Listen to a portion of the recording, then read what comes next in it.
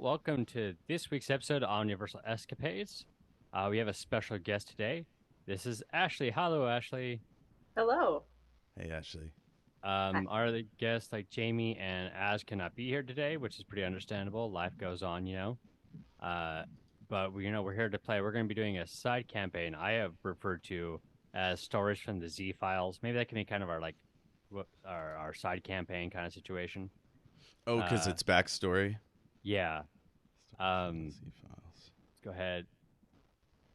Let me bring it up because one thing I forgot to do before the start, which shows you my level of professionalism, is I forgot to bring up my little intro here.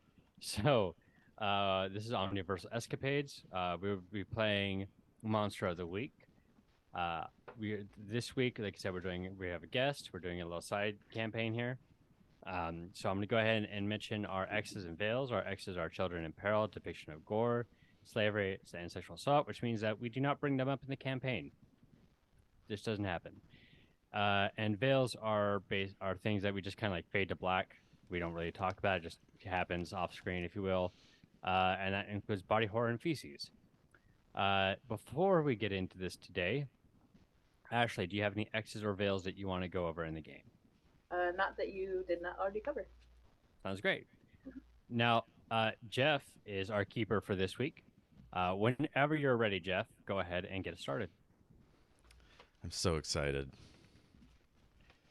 I love playing these games, but man, this is my sweet spot. All right, let me get into character here. It's 1984.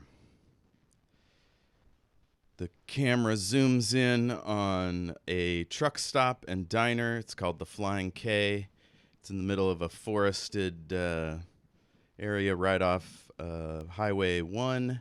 Is it 1? Yeah, along the coast of Washington State, in the town of Beaver Bend, just north of Darlington, the biggest city near the water there. And we zoom in past all the trucks and cars inside the diner, and there's a young deputy sheriff lady. She's nursing a beer after hours, and or I guess it's the afternoon. So she's in her uniform. It's a near beer because she's on duty. Right. And she's sitting at a big table all alone. There's a few other people dotted about. There's some. What kind of song was big in 1984? I'm thinking like Cyndi Lauper, Madonna. Video killed the radio star. There you Yeah. go. Some That's the one. There you go. Wait, hold on. We got a fantasy video kill the radio star. We don't want the Buggles to come after Radio us. killed the No. video star. Yeah, radio Yes, killed there the you video go. star. There you go. That's the revenge. That's the other side of Yep. it. It's the revenge story. The Gubbles. The Guffles, yes. Yeah. And your characters are somewhere in the bar. You at a table, you at the bar, you in the restroom, booth, outside smoking. What's the deal? Uh, Ashley, you go ahead and go first. I don't want to be too intrusive. Yeah. I'm gonna say I am sitting at one of the booths, picking at a plate of French fries. Since I'm about 15 or 16 years old, I'm not drinking in public because, you know, teenager. So I'm just sitting there. I have my French fries and some ketchup, and I'm like drawing little pictures on my plate with the ketchup and the French fries. Cool. All right. I want to make sure. One second. Sorry about this. Jason is currently standing at the area in front of the bar there, right? Sitting on one of the stools, and he is trying his best to impress the waitress in front of him by doing like sleight of hand tricks. Like, was this your card? That kind of thing. He's trying to impress her right now. Okay, she's a bottle blonde older lady in a blue apron, and she just loves magic tricks and card tricks of all kinds. She's super excited. There's a really old guy at the end of the bar, like complaining about needing a refill, and she's ignoring him. Now, Deputy Roberts Namco, this is before all her last names. Could you describe her a little bit? Like, I can't remember what her hair color was or anything. I don't think I ever described her because you all never met her in the main She campaign. was over the phone. Yeah. That's right. So let's go ahead and establish this now, and I will have hopefully a vague memory for next week. Uh, I would imagine that she's rather straight laced, probably about 5'5", 5'6", so a little on the general tall end. Um, uh, Dirty blonde hair, but it's up in a bun because she wants to be perceived as a professional, and this would have been around her rookie year, so she's probably deputy rather than say a sheriff, or maybe even just a beat cop at this time. Cool. Yeah. Deputy Sheriff Roberts Namco. So, a couple of ladies walk in and see her, and they sit down and start pulling out things from their purses and laughing and joking and stuff. And they ask her what's wrong, and she says, "I feel like I'm turning into a mule with thumbs. Nothing ever happens. I don't even get to work the election." It's election day in Darlington. The school board is a big race with small business owner Patty Pounder and Councilman Chuck Earl Conwell vying for the open seat. Robert Namco's husband Rick is on bodyguard duty with the mayor of Darlington, Chivers P. Madley. There's been some threats of possible violence from a dangerous biker gang. I don't know. Would either of you know about the possible dangers? It's not like public knowledge or whatever. I feel like Jason would have an understanding that there are some general dangers in this town and not just, what's normal to a town, but maybe not the specifics. Cool. And I wouldn't know anything about it. Okay. And your name's Maggie? Maggie. Mm-hmm. Gotcha. Okay, so you hear and all these bikes roll into the gravel parking lot, line up in front, and the waitresses retreat into the kitchen. Several people head for the restrooms.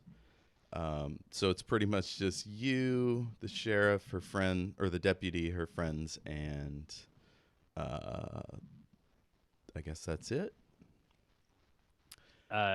Jason is visibly annoyed because the person he's trying to entertain has left in a hurry. And it's clearly not because of his card skills. That's impossible.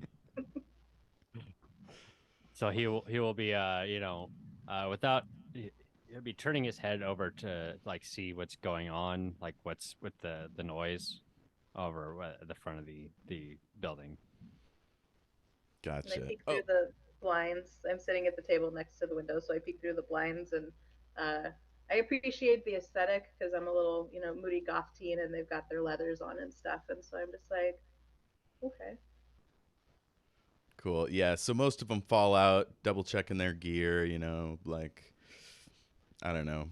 People didn't have cell phones back there, so I don't know. I can't even remember what people did back then. Bullshitting, smoking cigarettes. What's that? From what I recall, is mostly just drinking alcohol and watching TV. That's just the majority of it in the 80s. I was born the year this happened, so I don't remember. Nice. 84 is about 7 years before I was born. Excuse me. So, yeah. Not much of a recollection.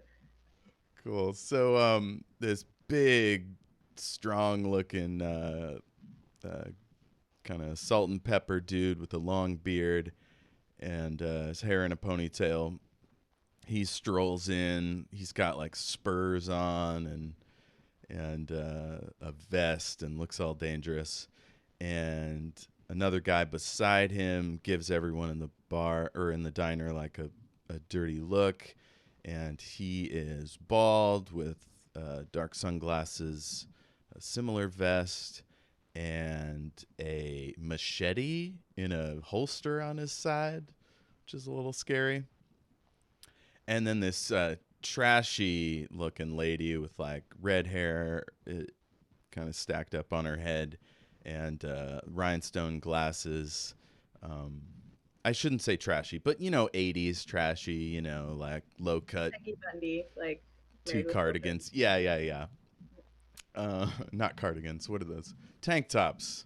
Two of those. Bra showing. Short jean shorts. And she rolls in and gives everybody like a big smile and then stares at Deputy Sheriff Roberts Namco and gives her a piercing, dead-eyed stare. They must know each other. And the main guy goes over to the deputy and he says, Julia, what are you gonna do about that warrant? And she sighs and says, Jack, you can't be selling alcohol on your property with all those big parties. I can't just write it off. And he says, but we work for the mayor now. And she sighs and says, well, maybe for now, but as soon as this election's over, we're going to have words. He says, we're official. And she just shakes her head, and her friends like shake and shudder, all spooked. They go over to the bar, sit down, and the waitress, what should we call the waitress? The head waitress, Bonnie. No. Maggie, are you from elsewhere, or do you live here in town? I am an orphan. So there's an orphanage in town, and I was left there as a child. So. Okay, we'll call that Saint Patrice of the Angels. It is very orphanage sounding. Yeah. Yeah. Yeah. Special home for girls. Yes. Now that just seems like you're dipping into X-Men territory. Hope for special girls. Yes. So Bonnie says, Jack, what do you want? And the guy next to him says, you know what we want. We ordered 70 burgers. And she goes, yeah, I know. They're out back. You always go out back. Why are you coming in the front? And he laughs, and you see he's got a bunch of missing teeth. And he says, well, that's because we're official. We can go wherever we want. And Jack, like, nods all sagely. Let's see. Do y'all want to do anything? Yeah. I feel like at this point,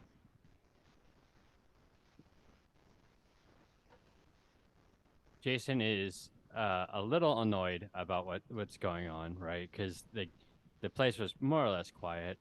He was doing his thing, and he got interrupted. So I think he's gonna try and get the attention of the woman for the purposes of no, not the woman. Jack. He's gonna get his attention, and he's gonna do something kind of petty, and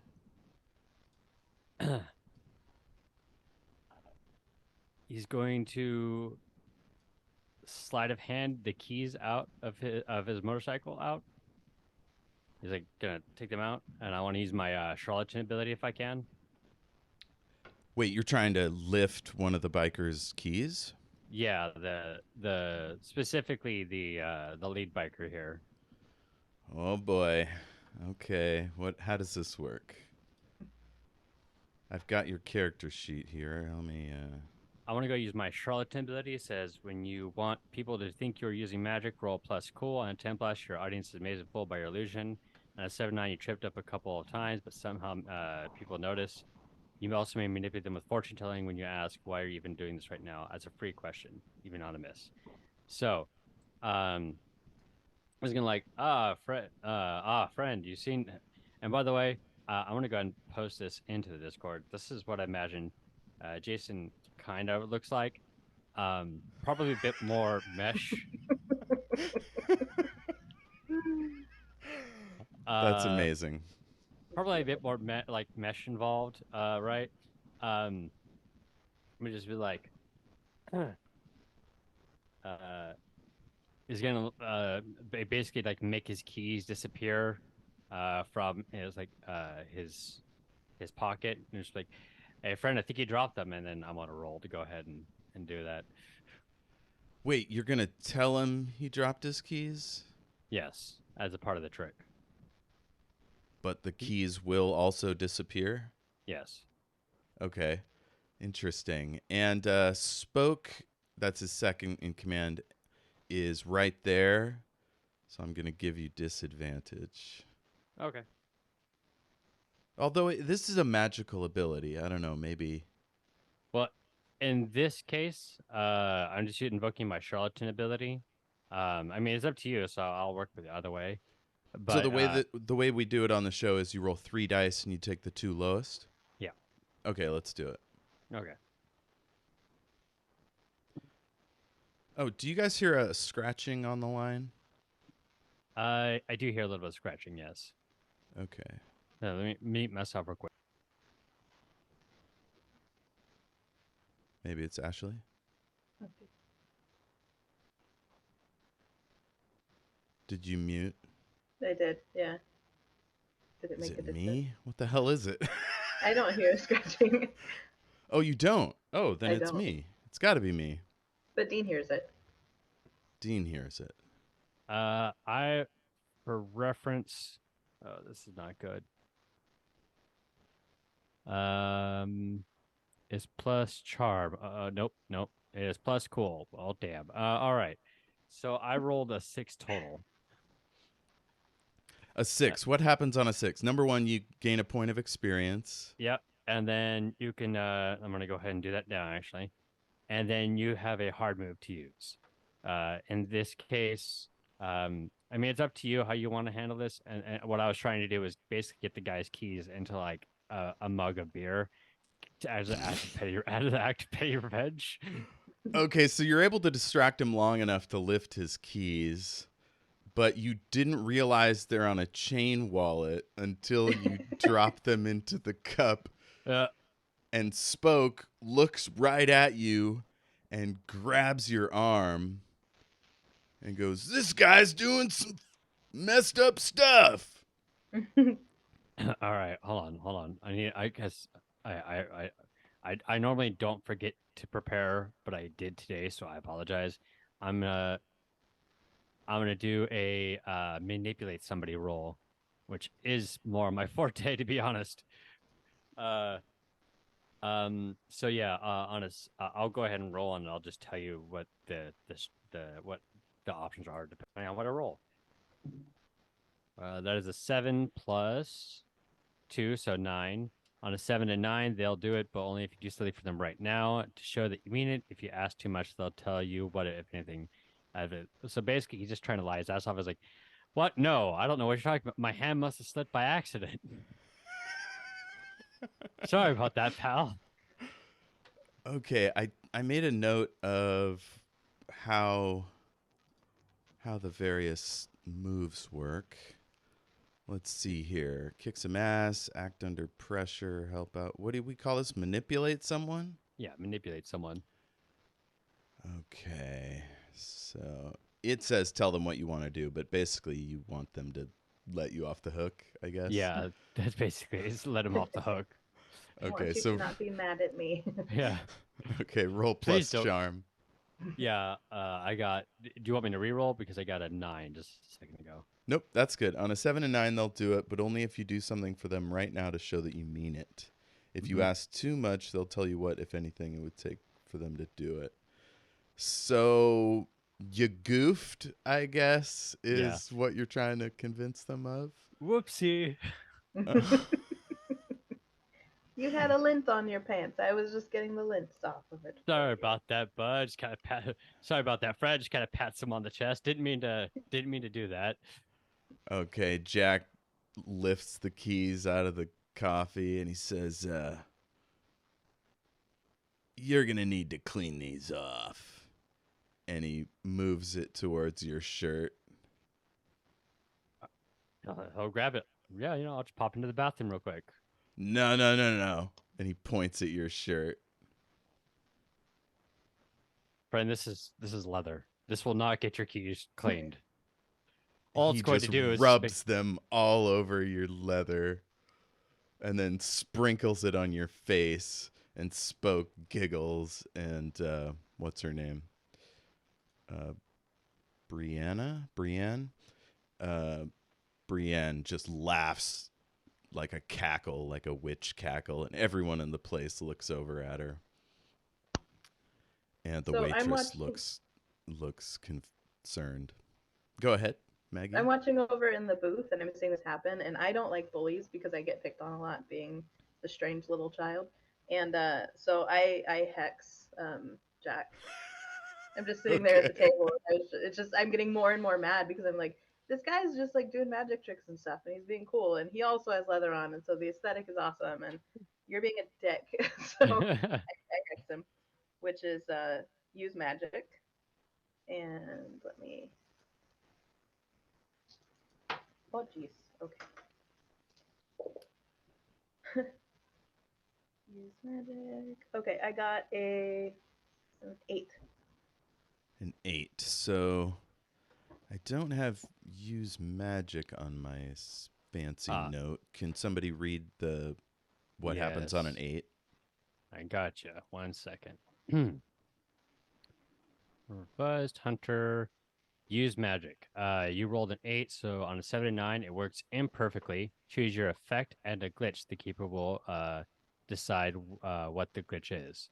So, let me bring up the hex real quick. And then hex is when you cast a spell, as well as the normal effects, you pick from one of the following, which is the target contracts a disease, the target immediately suffers harm, or the target breaks something precious or important. Okay.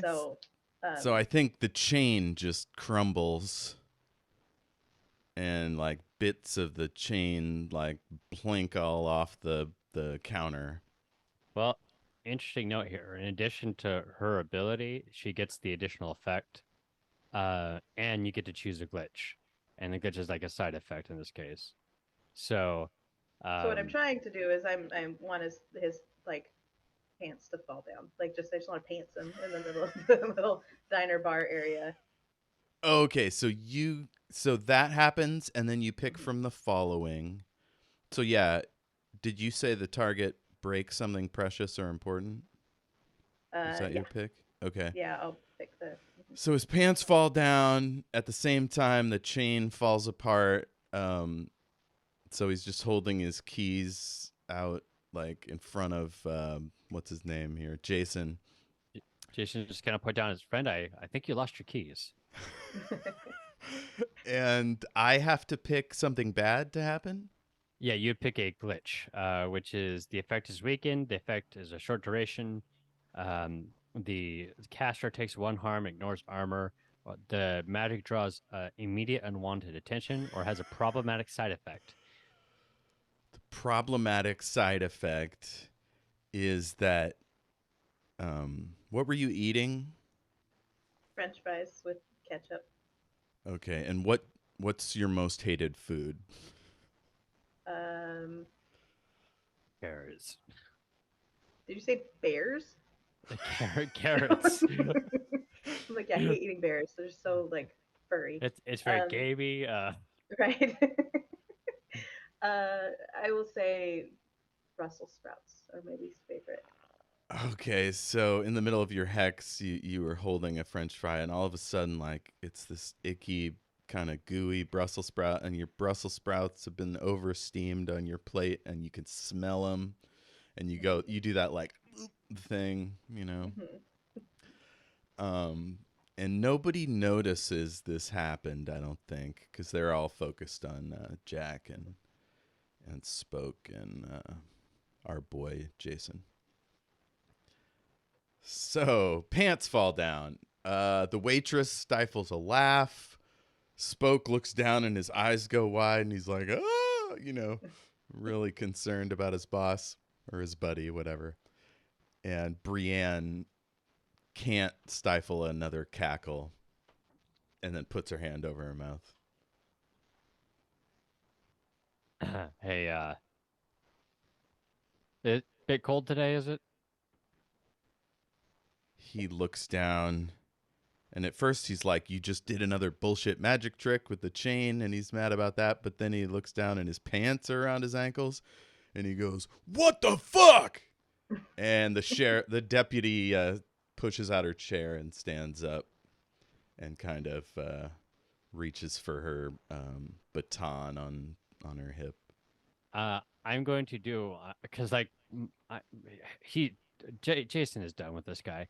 I'm going to try to attempt to manipulate someone. In this case, I'm manipulating the deputy there to try and arrest him for public indecency. The dude just dropped trowel in the middle of a restaurant.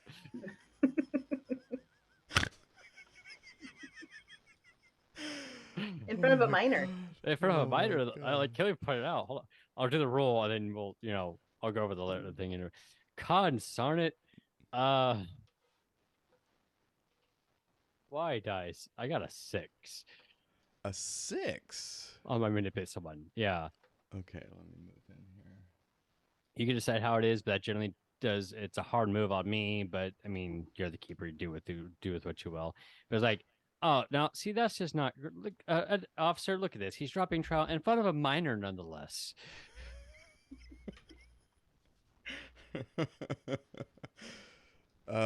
So I have a hard move. Yes, you can bank it, or you can add it to the scene. It's not really like a resource, but it's a good idea to think of it as like a resource. Okay, yeah, I'm gonna hold it. He's just like growling at you. Spoke is looking terrified, and oops, sorry, my windows are going all over the place. She steps over and she says, "All right, Jack. Oh, hey, we got pull him raided. up." Who we got? Hey, we're being raided. Hi, everyone. Hey.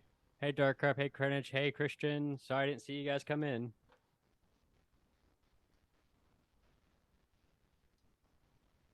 I had a note going. I feel so unprofessional.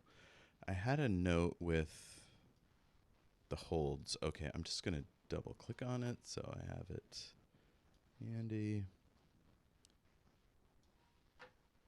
Let's see if it comes on screen. Yes, I've got something here. So was this a manipulate someone? What I did was an attempt to manipulate someone, yeah. And Okay. Unfortunately, I rolled a 6, which is a failure, which I'm going to go ahead and mark the experience now. Okay. So it's up to me to determine what happens. Yeah. Okay. And you can either, use a hard move now, or you can hold on to a hard move and use it later as like a plot device.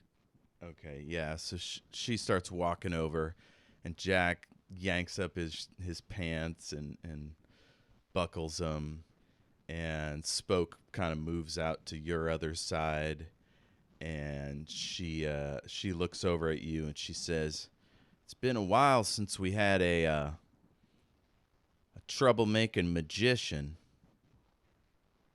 Well, I happen to be the magnificent Jason Black, and he's gonna like flip his hand and try and get like a flower out, like a rose. Okay, let's hope this plus charm is useful or plus cool.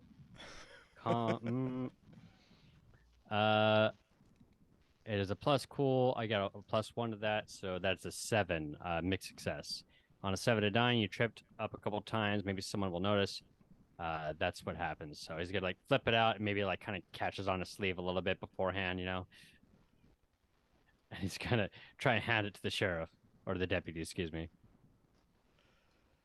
Okay, yeah, he goofs about, and she walks over and takes it, and she sighs and she says, "I can't really charge you with anything, but least you can do is apologize to Jack here."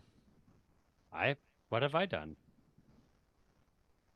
She looks down at Jack's pants and at the like bits of chain everywhere.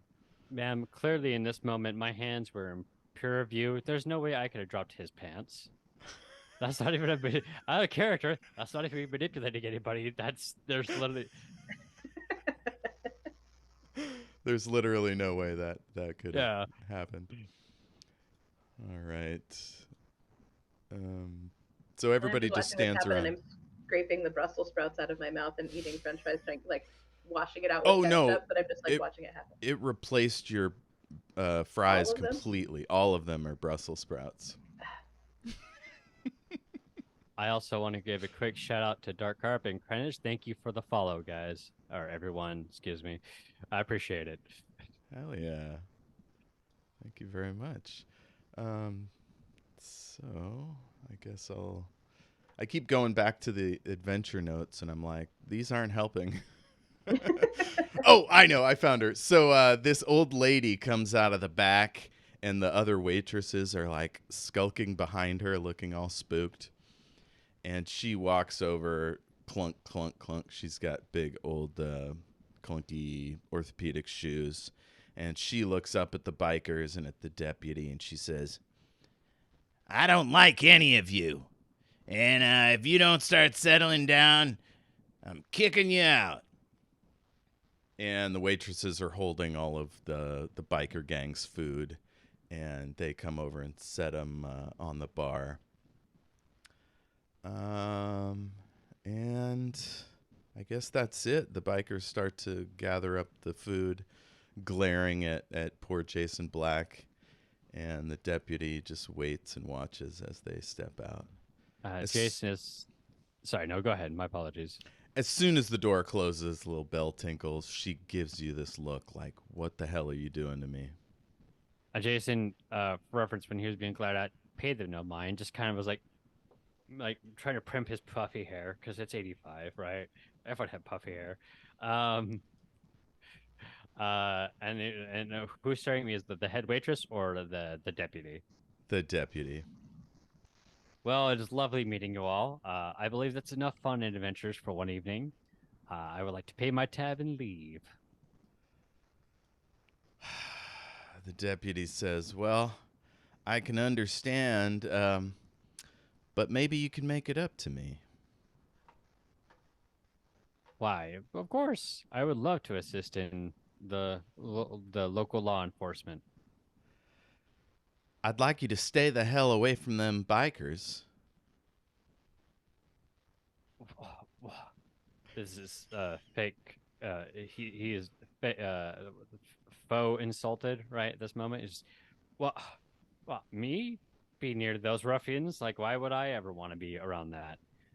Nope. "Also pick up these chain links."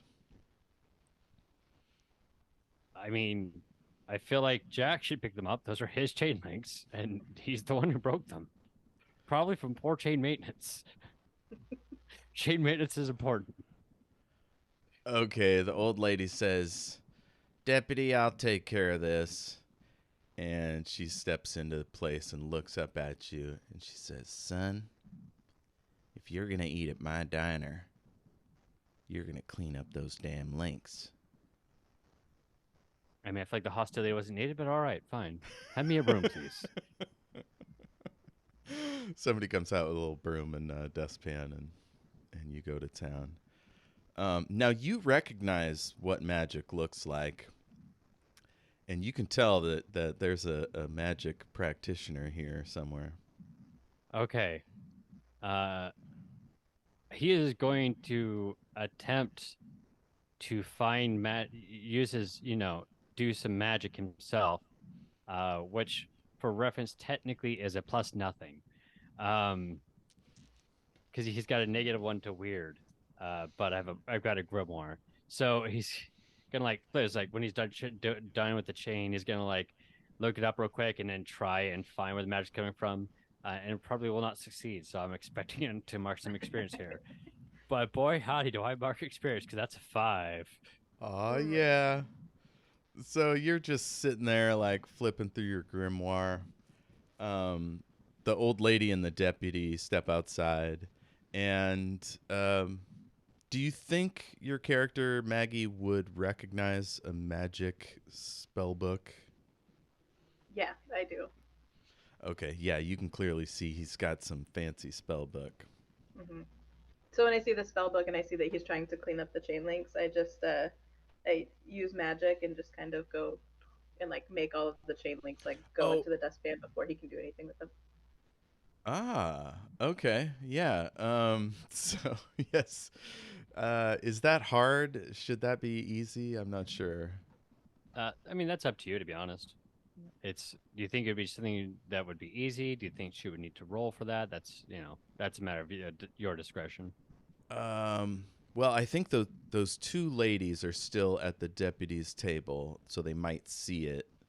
So if you want to make it like not flashy, I'd need a roll. Otherwise, Yeah. No, I want him to see it. I don't want anyone else to see it. But yeah, okay. So yeah, give me a roll.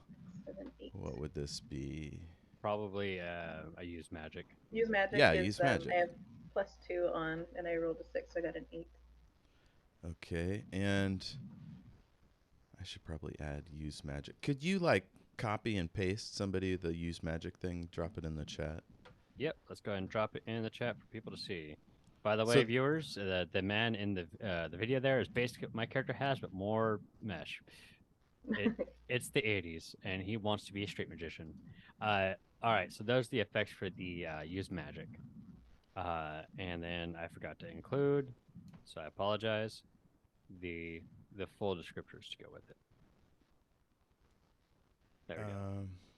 let's see. It works imperfectly. Choose your effect and a glitch. The keeper will decide what effect the glitch has. Okay, so you pick the glitch, and then I decide kind of what happens. Probably those ladies see something weird.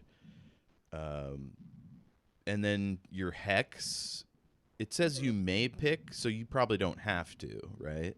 when I when I did the hex. Yeah. You have to Yeah. like choose to do a hex, right? You It may doesn't pick happen one. automatically. Yeah, the hex is one of my moves. Okay. So Cool. use magic is separate.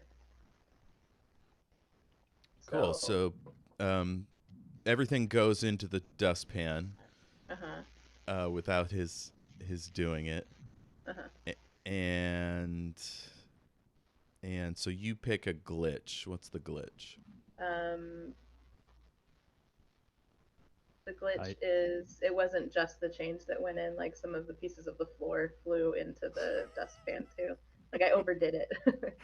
Gotcha. Flakes of linoleum start Yeah. coming in. Hmm. So this is pretty shocking. I'm going to roll at disadvantage to see if the ladies notice because they're focused on the bikers and all that. So 4, yeah, they don't notice anything. But Homeboy definitely notices that you're carving up the floor, moving links, and you're just holding the broom like, how do you react?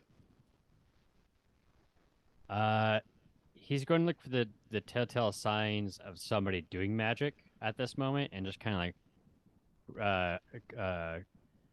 look around the room without trying to draw too much attention to himself. Because Matt, he's not good at magic, but he recognizes the general use of it. Okay. Yeah, you look around. What's her name? Bonnie has gone into the back, presumably to get your food or whatever. So you only see those two ladies near the window, like peeking out through the blinds, and a lady with a bunch of steaming Brussels sprouts on her plate, or a young kid, a teen, The same teen from earlier, yeah. So and he's she's get looking your direction. I think. see. It's not just the fact that apparently we have a similar aesthetic that catches his eye. It's also she's incredibly suspicious because she looks to be about 15 or 16 and is eating a whole plate of Brussels sprouts. What teenager does that? All right. Um, The spooky one, the spooky the kind, weird yeah. one. Hmm. Uh, so it's just gonna like once you get everything settled on in regards to change, it's gonna plop down in front of her. Hi, young lady. I'm wondering, are you a fan of Brussels sprouts and ketchup? That seems a pretty particular taste. I'm not. They were not Brussels sprouts. They just Uh-huh. changed. Hmm. I see, I see. And you wouldn't happen to be gifted in other ways, would you? Gifted in other ways. What do you mean by that?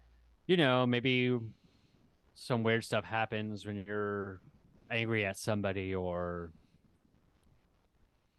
You you mean how know, weird stuff happens when you use that book you've got in your bag like this. Oh, no, no. Well, yes. there?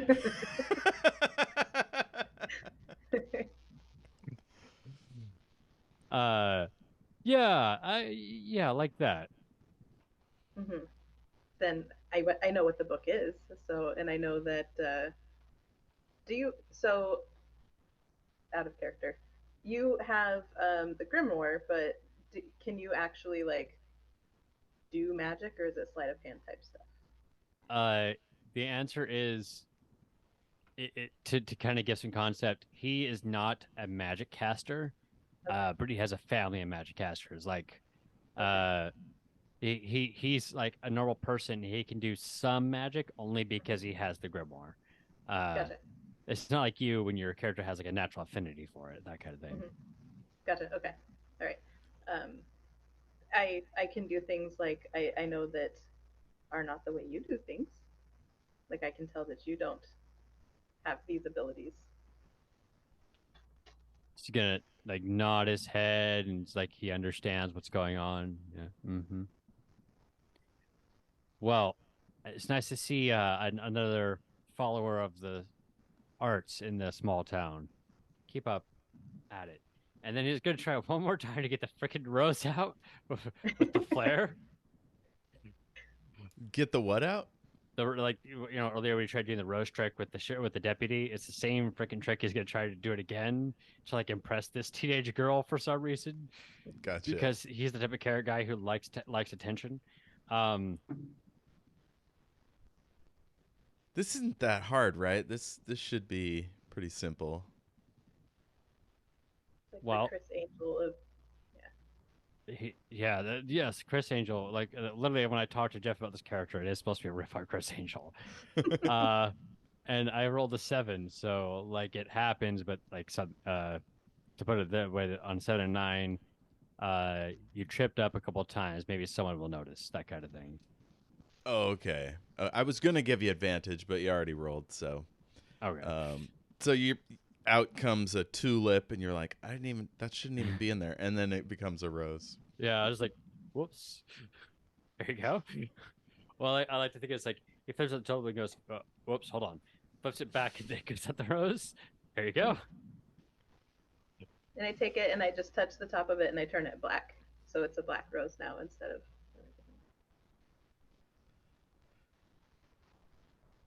He's just gonna be like, okay, well, all right, well, I'm going to head out then.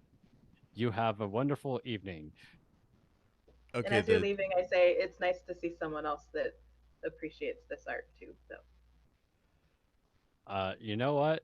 It's good to see another practitioner as well. Keep up your hard work. And in his head, I go to say this canonically. He's not like, I cannot let her on that I am an inept magic caster. Like, the deputy and the owner come back in, and the owner locks the door, and she looks around the place, and the deputy looks really concerned, and the owner zeroes in on you, takes a look at the kid, and she says, "Deputy, why don't you and your friends clear off? I'm gonna talk to these two." uh, well, I have already caused enough issues as it turns out. So why don't I just head out? And I got a hotel room I need to go check into, so it's fine. I should probably leave. Deputy folds her arms, stands at the door there. Long arm of the law is a bit more literal today, I see. So the The deputy's crossed arm of the friends, law. Right. the deputy's friends go out the side door and they keep looking back, like, what the hell's going on? And the waitress starts to come out with somebody's food. I don't know, a plate, a burger, and she immediately turns around and goes back into the kitchen. So it's just the four of you now, and the owner like does a head bob, and the deputy walks over and pulls up a chair and sits by y'all, and the owner points at the seat for you to sit down. Well, of course, I would love to assist our law enforcement. How can I help you, deputy? As he sits down, with the back of the chair face, while he's sitting straddled with the back of the chair on his chest. You know, the cool sit. The Riker way. Yeah, the Riker way. Or no, does Riker do that, or does he just swing a leg over before The sitting answer to down? that is yes. He has done both. It's all of it. He just doesn't sit normally, is what it is. Yeah.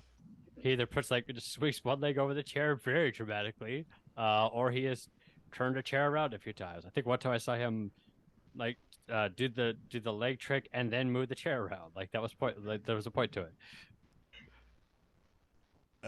So the deputy says, what's her name? Fina? The owner, Fina Farrow. Yeah. Miss Farrow here. Mrs. Just because my husband's missing doesn't mean he's dead. And she goes, Mrs. Farrow here has a problem she'd like somebody's help with. Bonnie, I know you're unemployed at the moment. You might like a chance at a little bit of something. Her husband's been missing for a while, and she could use your help. Clearly, you don't mind messing with the locals. This won't be too dangerous, but any chance you'd be interested?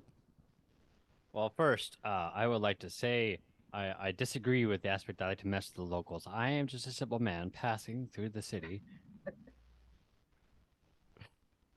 But I suppose I could be assistance. You know, if someone is in need of need of help, I'm there. All right. And as soon as they say that her husband's missing, I have a premonition. So the premonition is at the start of the mystery, roll plus weird. So I will roll. Okay, I got a 7. You get clouded images of something bad that is yet to happen. Okay. So. What does it mean by mark experience if you stop it? Oh, sorry. Go ahead, Ashley. I think if you stop the premonition. Oh, so that's out in the future. I guess. So yeah, you see. Oh, or if you stop the thing that's about to happen that's bad. I guess. So you can see your shoes and like the shadows of a couple other people, and then this machine with like spinning blades and things zooming towards the deputy. And she screams, and then the premonition ends. Okay.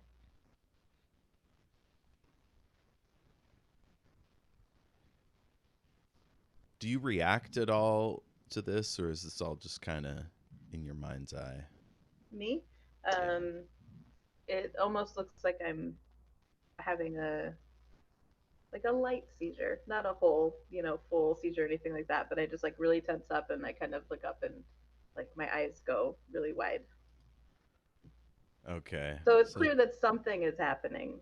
Either, I have a cramp in my leg or I'm having a premonition, something like that.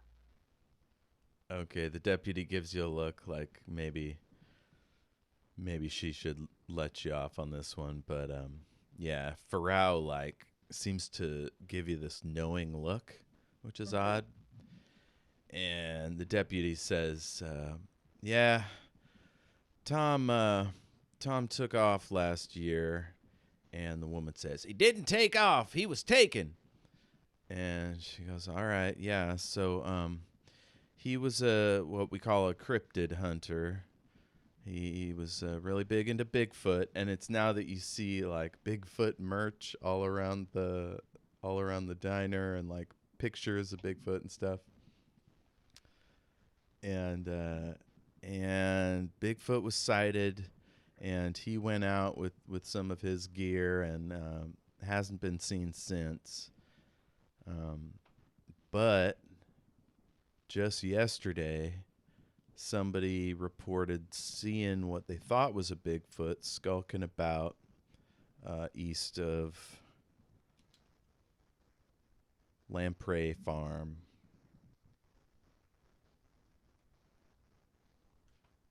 I'm sorry. I know I'm new to town, but you have a farm for lamprey? She laughs. Bonnie, you know Lamprey Farm is it's like been abandoned for some time. The family got into like a dispute after the patriarch died, and it's been laying fallow ever since. There. Okay, so And the deputy says, "Nah, that was just the name of the family that used to run it." Jeff and Betty Lamprey. Okay. All right. So you'll want our helps fighting your husband then, I take it. I sure do. And deputy here has been kind enough to offer her services. Seeing as how she's not doing much of anything other than guarding the highway, and all the bad guys are in town, so might as well. Now, Bonnie, you know the election is taking place, and it's a big to do. Most of your like the lady that runs the orphanage is there, and oh, Maggie. You know, yeah, Maggie. What did I say? Bonnie. Bonnie's the waitress. Sorry. Yeah. And I'm thinking maybe you're not into politics or crowds or something, so you wouldn't mind getting out and seeing the countryside. Yeah, and also when she says farm, I think about the machine that I saw in my mind, and I was like, that might be machinery that was on a farm, so maybe this has something to do with that. You thinking maybe you could protect the deputy from that danger? Maybe. Okay, cool. The Well, cross arm of the law. How do y'all feel about Bigfoots? As magical as Jason is, he does not believe in Bigfoot, but he will hype it up if it means if crowds of people like him more. So, I'm learning all sorts of new things that I didn't think were real or existed, so I don't doubt. I'm like, of course Bigfoot's real. Why not? Yeah, that sounds right. Okay. We're still getting noises. Weird. Oh, I know. I'll check on the Twitch stream, see if it's happening over there.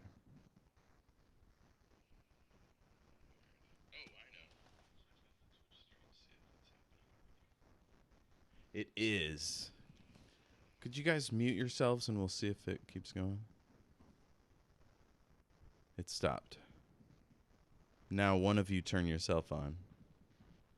and then I said to her, "Oh, I did. Did you find it?" I'm hearing it. Okay, mute yourself again, Ashley. Still there. I wonder if it's on the Zoom call. That's interesting. I guess we're just going to have to roll with it. That noise is happening outside. No problem. Okay. So what would you like to do to prepare for your trip east of the city? Are you pretending to talk, Dean? You son of a bitch. Is there anything you need to do to prepare before you go out there? To be perfectly honest, I don't think he believes that they'll find her husband, so he's not going to take it seriously. Okay. And Fina says she'll give you $50 for the day. I'm like, do you know how many French fries $50 can buy? Especially in 1984. Right. Yeah. You could order all the French fries. hmm I just got paid a day's wage and then some. It's like, And all right. Oh, go ahead. I just put on I have a Walkman and I have the Cure in there, and so I just put on my headphones and just kind of sit back and wait Cool. to get out there. Okay, so you follow Fina out to the back. She's got galoshes, ponchos, some rope, small shovel. I don't know, what else do you need for backwoods adventuring? Let me Binoculars? yeah. I was like, ponchos, are you expecting us to be in the rain? Are we bearing something? You have to tell me if we're bearing something. The deputy says, well, I mean, if we come across Tom, and Fina gives her this like dirty, dirty look. She's like, I'm just kidding. But it is the Northwest. It could rain at any time. And this is before climate change was real bad. So Deputy, it's quite possible. I normally don't advise this, but I feel like if you don't watch what you say, you may end up being the next person being buried by Miss Fina here. And I pick up the like bright yellow galoshes that they've given us. I'm like, do you have these in black? What she said. I would like that in black. Fina just looks at you like, what are we fucking doing here? And the deputy says, these will be fine, Fina. Is that a no on the black? Yeah. And I roll my eyes and I just like, So Fina puts that, or the deputy puts that stuff in a big duffel bag, and you head out. That's a good joke of that. You got two people wearing all black and some variation of it, leather and mesh and whatnot. But at the same time, they've got like bright yellow gloves and big like yellow ponchos and. what is this, Coraline? Yeah. This is not how I thought my day was gonna go. So the deputy's got a big rugged 4x4, and y'all pile in. Yeah, a fantasy Volvo. I'm trying to think of a horse that doesn't have a car named after it, or a car that doesn't have a horse named after it. Jesus Clydesdale? Christ. Yeah, there we go. Fantasy Volvo Clydesdale, an 83. We also, a thing we do on the show is sometimes the brand is a thing that was only popular back then, but not anymore. So if that ever comes up.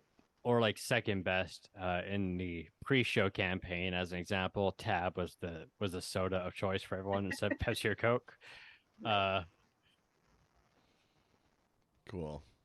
So yeah, you start heading east, and you come to Lamprey Farm, and sure enough, it's just all weeds and outbuildings and a big empty barn, and those like low wooden fences. And she pulls around in front of the barn, and she says, and she points off into the woods. She says, apparently the Bigfoot was spotted out there. And she rolls her eyes like when she says Bigfoot. Real quick before I proceed, do we want to take a quick 5-minute break? Sure, sounds good. Sure. All right. We'll be back in about 5 minutes.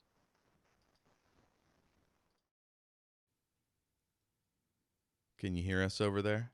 I can. Can you hear me now? Heck yeah. Is it better? Yep, it's gone. It's a little, I mean, it's phone audio, so it's it's not quite as clean, but it's better than the other way. Dean, you better stop that with your muted mouth shenanigans. We don't want to miss for great audio. Be lying about talking. Okay, everything looks good, so we'll get right into it. So we you pull up in front of the barn, and she rolls out, grabs the duffel bag, and indeed it has started raining. Well, it's a good thing I have this yellow poncho, I guess. Cool. She's got big cop boots, so she doesn't need to wear the ugly galoshes. But they're there for you if you need them. I probably have docks on, Okay, good honestly, deal. but yeah. And they're the Uh, old docks, so they're still good quality. So, yeah.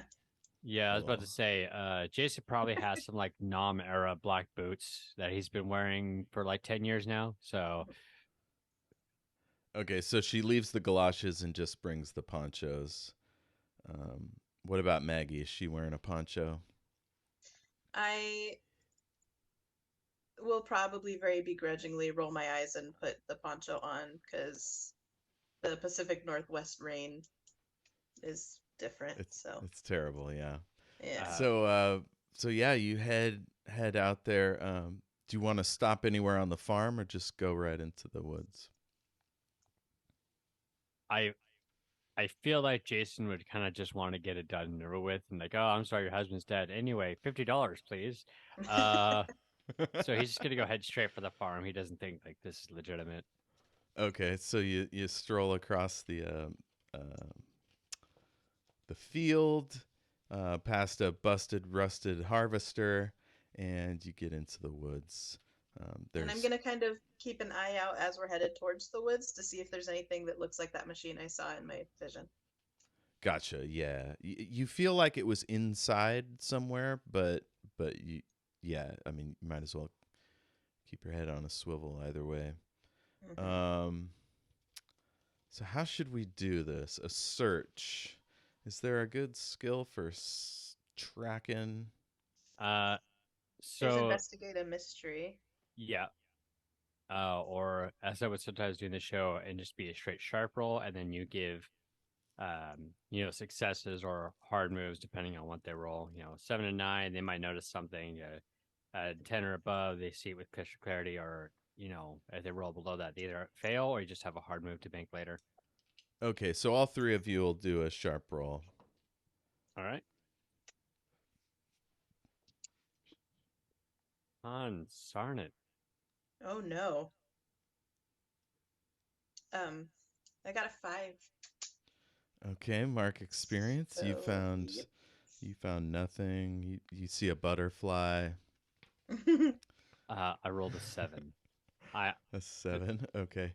You it, come it across some scat. It looks human but bigger. Sort of there's like a big leaf sort of draped over it, but you smelled it and notice it. huh. Wow. This person takes their fiber very seriously.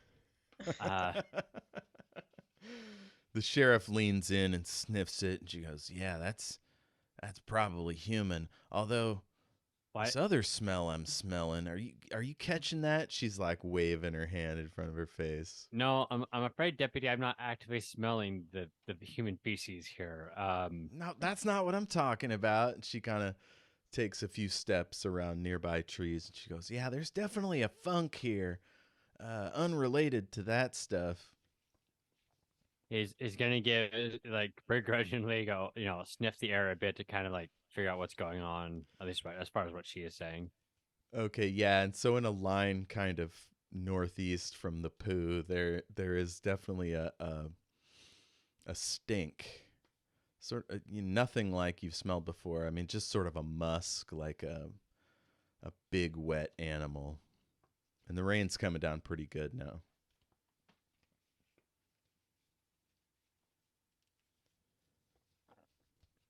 So I Y'all didn't want to want to do go. anything before Yeah, she takes the lead? sorry, I didn't want to cough on the mic.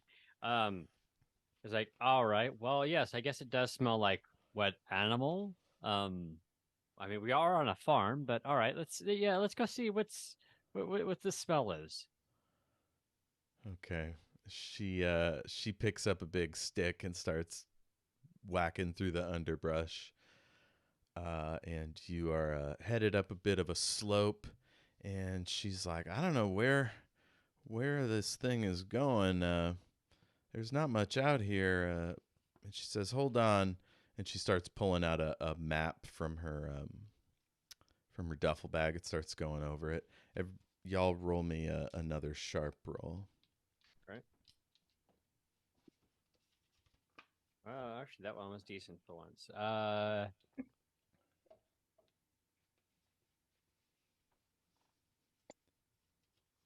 got a 5 again. Okay, mark another experience. Yep. I got a 7. Nope, I got an 8. Excuse me. Okay, so one hold.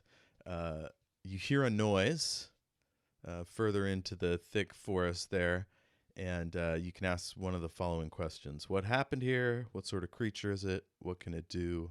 What can hurt it? Where did it go? What was it going to do? And what is being concealed here? Uh, so he's not a trained hunter of any kind, right? He just knows about the stuff in general. So his first reaction when he hears movement is to skittishly pull out his knife and face the direction of the noise. And then I want to use the what is being concealed here.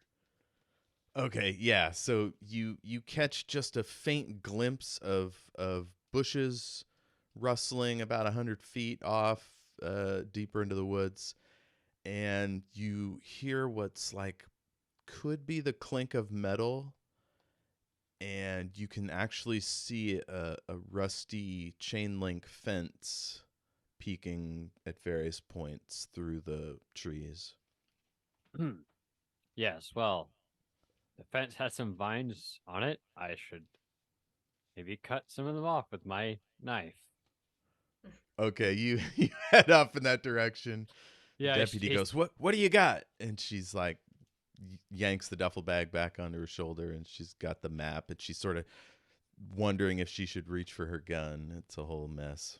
after Jason's reaction, he's trying to save face. Like, oh no, nothing. I just figured the vines on this fence that he's walking towards might be dangerous, so I'm just gonna cut them off. Yep, that's what I'm doing. Mm-hmm. What is this? A fence here? And she walks over, and sure enough, it's an old fence. And where you saw the movement, it's been ripped into like sort of diagonally, like dragged. You know, if you bust one of those fences and yank it, it looks like it's been yanked wide enough for a couple people to climb over and in. Uh, And she's consulting her map, trying to figure out what this fence is.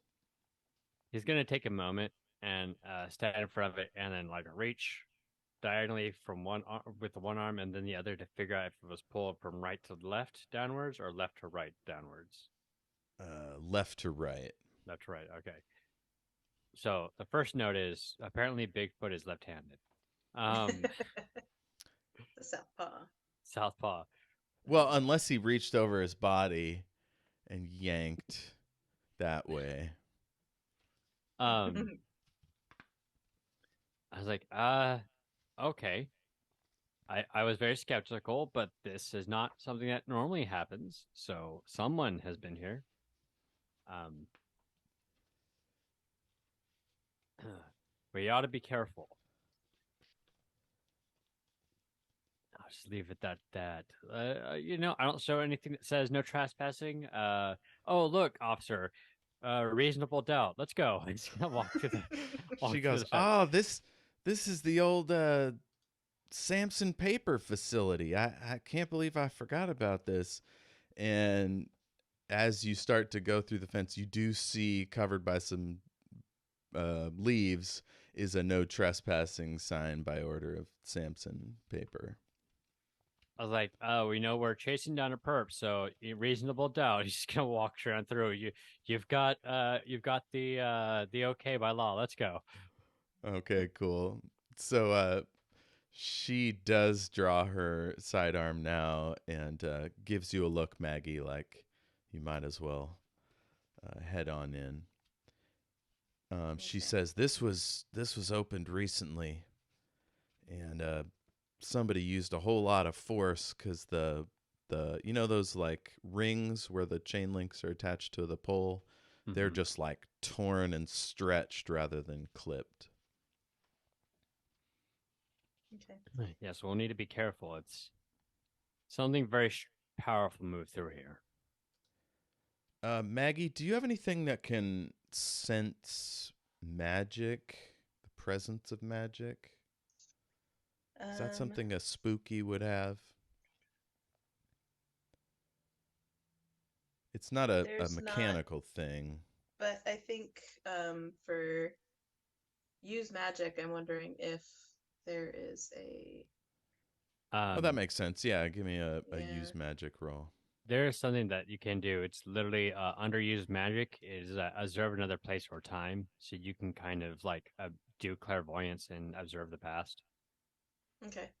Yeah, that's I like that. I will do that thing. Cool. As long as I don't roll a 5, because then yeah. Ooh, okay. I got a 9. 9. Okay, so you get one of these effects. And a witch. Um, I think observe another place or time. Yeah, is the best. So you get a sense that a creature with innate magic came here, and it gives it super strength Mm-hmm. as well as other properties, like it didn't leave any footprints or disrupt the forest in any way. But you Okay. think now that you've sensed that you'll be able to track it easier, even though Okay. there are no obvious signs. Cool. Okay, so yeah, she's like walking forward. She's like, "There's not even a trail here. Whoever did this is a really good skulker about her, Skulker about her. Mm-hmm. expert wilderness person." Yes. He's side eyeing her after that one. She's So like, Maggie, I'll let you lead if you want, since you kind of have a vague sense of which direction Tracking it's gone, this. at Yeah. least. Yeah. So I once I see that it's a sense of like a big creature and it's got magic, I do have a big knife in my gear, so I will want to make sure that that is going to be readily available to me. Like you pop Just the little strap or whatever. So on it's, my little holster thing or whatever. yeah. Yeah, and then I'll carefully start kind of going through. And I'll try and pay closer attention than I was. I think I missed seeing some things because I was really mad about the raincoat, but now I'm like, no, I'm gonna focus because there's something out here. Cool. So the rain's getting pretty heavy now, and it's getting sloshy and muddy. Still no footprints, which is surprising. Neither of you, Jason and the deputy, understand how Maggie's tracking, but somehow she's doing it. And um, the sound of all the animals has just more or less gone away. You don't hear bugs or birds. Um, you don't see any birds. It's getting pretty spooky. uh, as they're walking, he's like, no, we should trust the 16-year-old. Trust me on this one. She knows what she's doing. I turn around and I just glare at him. And I know he's being probably serious and but to me I'm like everyone's kind of, Out to get I'm you. 16. Yeah. I'm moody. So, yeah. I'm like and I go like this. And I turn around and I start whoosh. And then I start walking again. Okay. It's now that you realize that as the sun starts to come down, and you can see the moon, sort of. Sometimes you can see the moon during the day, and through the trees you see it, and it's full. And the trees thin out and opens up into the similar to the farm, like just huge weeds and a squat gray building, pretty wide, and what looks like maybe was a parking lot, a few outbuildings, but a main big like warehouse looking building, and all the windows are boarded up, and except the front door, like a steel door, is partly ajar. And on the side it says Sampson paper, and beyond it you can see like smokestacks. And is that where my senses are leading me? Is like Yeah, towards to this the building. building, not necessarily the door, but to the building. Okay. So I keep going as far as I can, but I will, you know, turn around and kind of see what the adults want to do since I am a teenager. I'm like, I think it's in this building. Something's going on with this building. All right. Okay. We need to be very careful about how we proceed into the building. Sure, deputy, if you'll take the lead, I'll. Yep, yep. All right. She hands you the big satchel and draws her flashlight and her gun and slides up near the door and she starts to knock and then she thinks better of it. You know, it's not like somebody's house or whatever. She's not sure. Um, and finally, she just pushes open the door with her weapon and she says, "Hello?"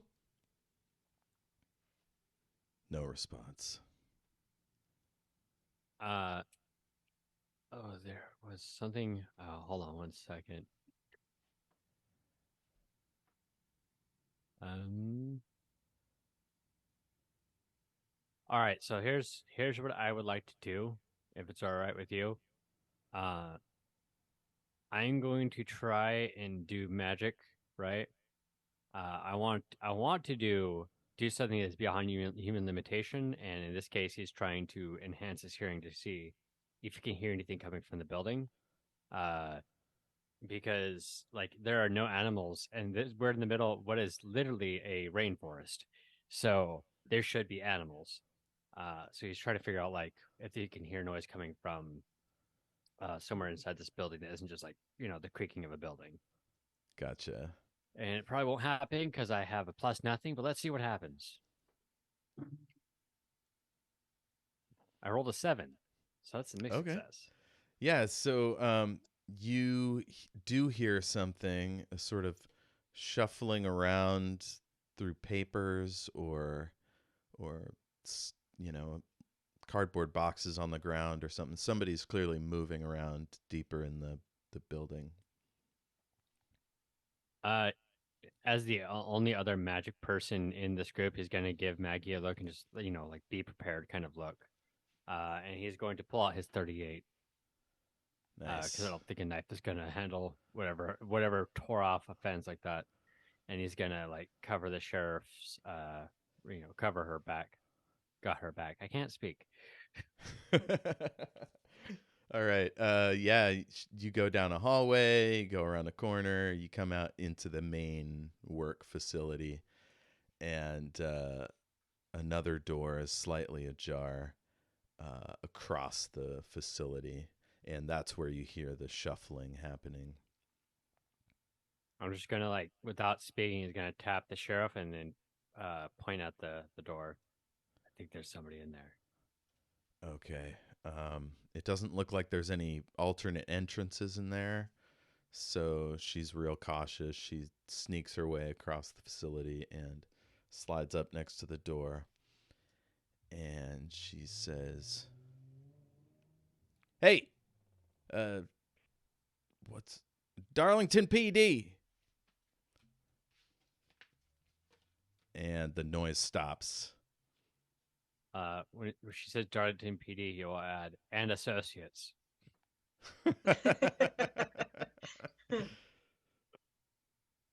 All right. So, do you want to join her over there or stay across the room? Uh, you know what, Maggie, you go ahead and choose. I feel like I'm talking a lot. That's fine. I would definitely go with her because at this point I'm kind of like, what the hell is going on? So I'm gonna stay with the adult with the gun. Okay. And Uh, the magic sense is strong as soon as you get near that door. Mhm. Whatever you're hunting is definitely in there. Mhm. uh, Jason is assisting from a respectable distance. He does not go directly into danger, generally speaking. So he's just like from like a few feet away from the deputy, just like, yeah, Gunnery, yeah. Um, so she says, "This is Deputy Roberts Namco. Uh, Tom, is that you?" And suddenly you hear like footsteps running away from you. Should Should we chase him? She kicks the door open and runs, I and think that's a yes. flashlight wobbling all over the place. You run through. It's like an office and then an adjoining corridor. So she's running down the corridor. I think we're supposed to chase after them, I guess. Cool. Yeah. Whoever it is runs around a corner, and it just looks like a man-shaped person. You're not sure exactly. Maggie Wyatt feels so magically powerful. But yeah, it goes around the corner, and then you hear stairs, like him running downstairs. Yeah, I'll be chasing after them. Okay. You get to the stairs, and the sheriff like aims down with her weapon, and you see he's dropped some like a bag of tools at the top of the stairs. So maybe he was scavenging here for parts and things. And she goes, "Tom, quit running. We're here to help." And no response. He's just mobbing down the stairs. I don't think that's Tom. Well, who else would it be? There's something different about this person. I didn't know Tom, but I don't know that this is him. I'm gonna like kneel down, look at the stuff that was dropped, get like a good understanding of what the tools that were dropped. So you see like a few like a ratchet and some loose whatever those things are that you put on it, and there's like gears and things he must have salvaged from the machines here. There's a nudie calendar, a bottle of orange soap, all of it 20 years out of date. You just see Jason just go, yeah. I have no idea what this is for. Oh, there's also a half-eaten granola bar in there. Oh, good. There's communicate with something you do not share a language with.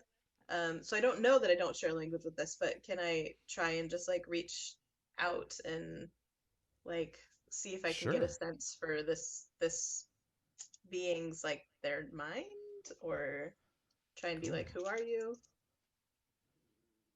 Oh geez. Okay. 6, 7, 8, 9. I got a 9. Okay, so you're reaching out with your magical senses, trying to contact it. And yeah, you sense a magical sort of mind come your way, and it shouts like a go away signal. Leave me alone. So I think that would make me just like physically stop, because that would be a little terrifying. Uh-huh. The deputy looks at you and like, "Are you all right? You don't have to come with us." I'm not going to stay here by myself. Yeah, that seems like a bad idea. Deputy, I understand that you want to help your friend. I'm sure Tom is a very beloved member of society here in Darlington. However, it does seem like that whatever is going on here is not Tom. What do you mean? Well, was Tom known to be a mechanic?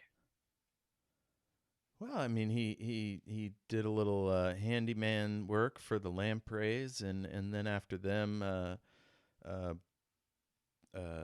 Councilman Conwell over at the hotel.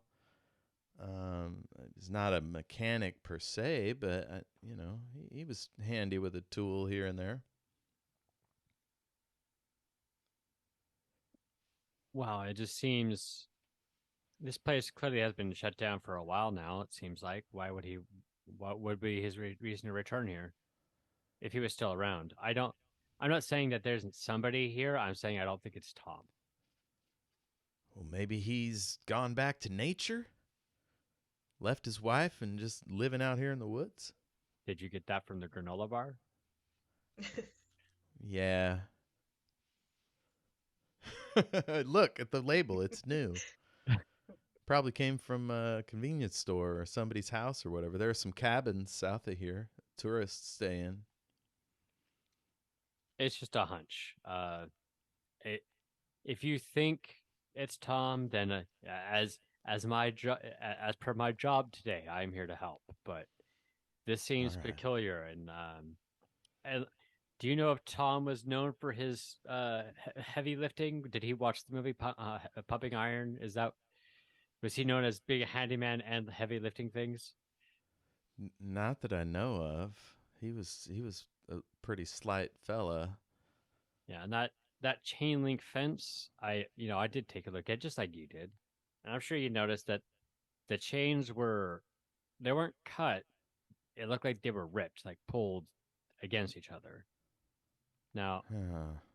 I don't think this is Tom because, at least based on what you've told me, Tom is not a particularly strong fella. Probably, mechanic strong, but not that strong.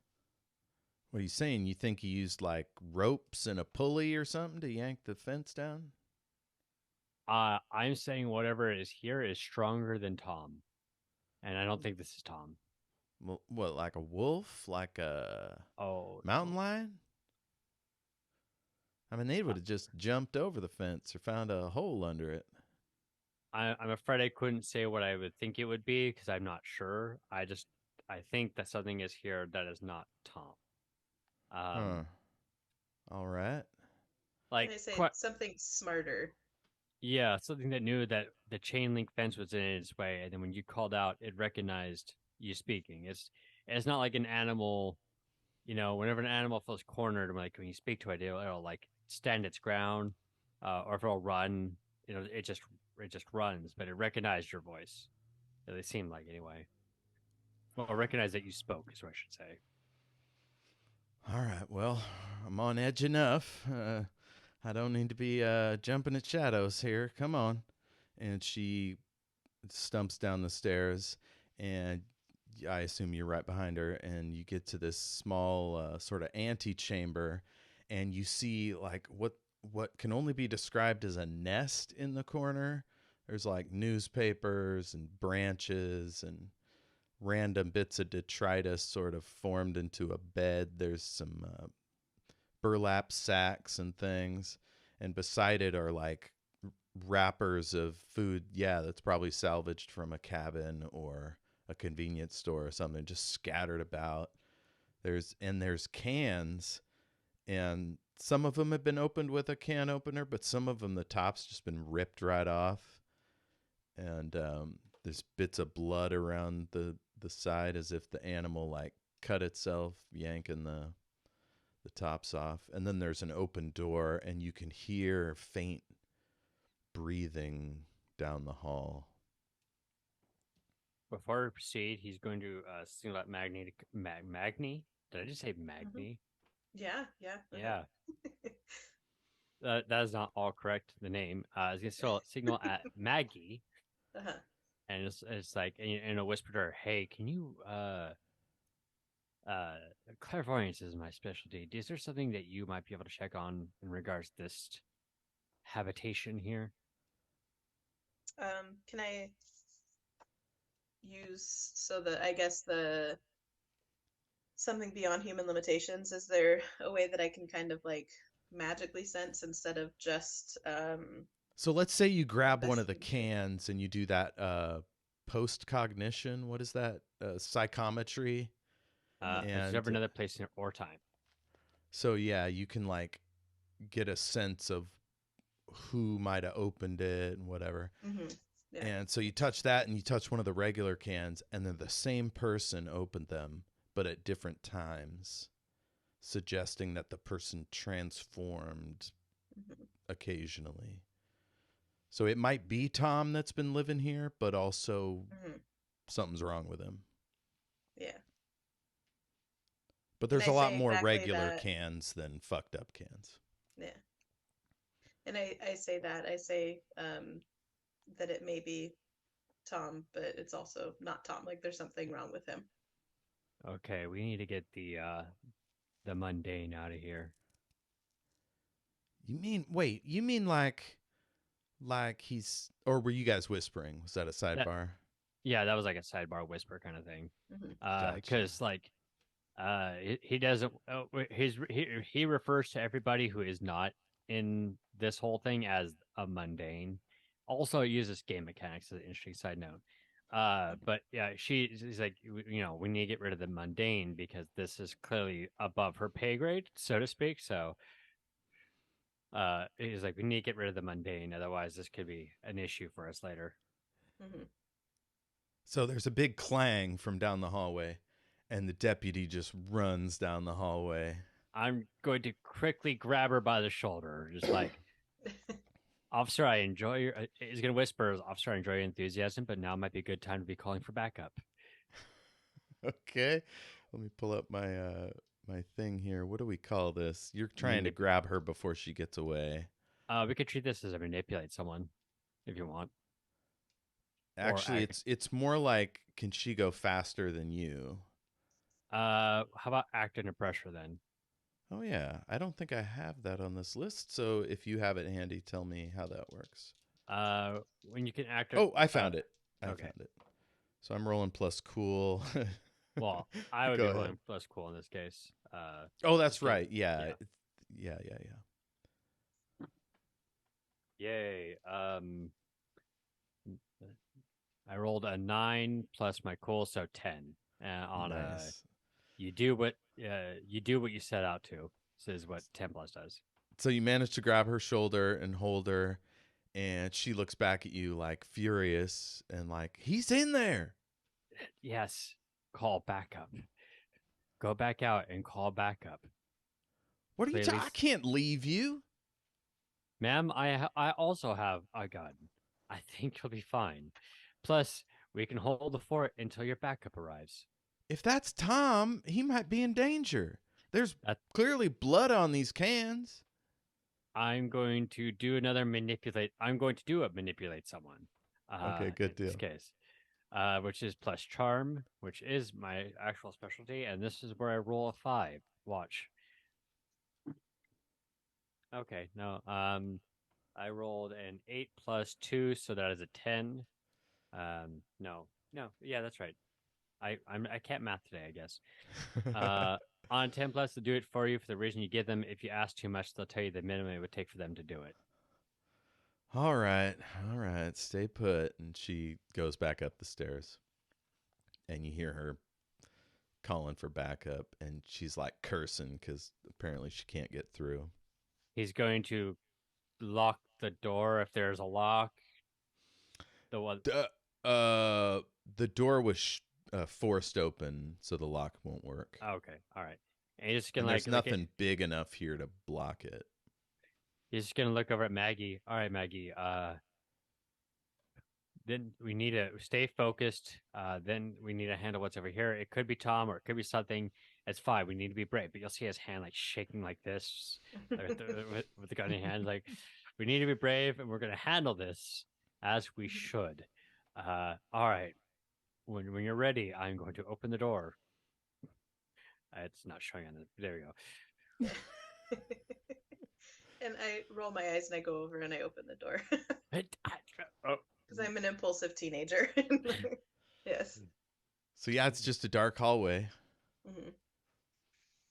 And whoever's down there is quiet.